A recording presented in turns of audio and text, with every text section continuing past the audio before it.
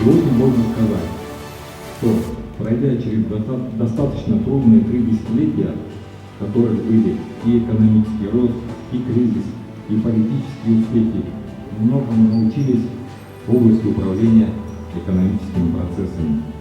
Это тоже в немалой степени является результатом исторического решения о введении СОНа.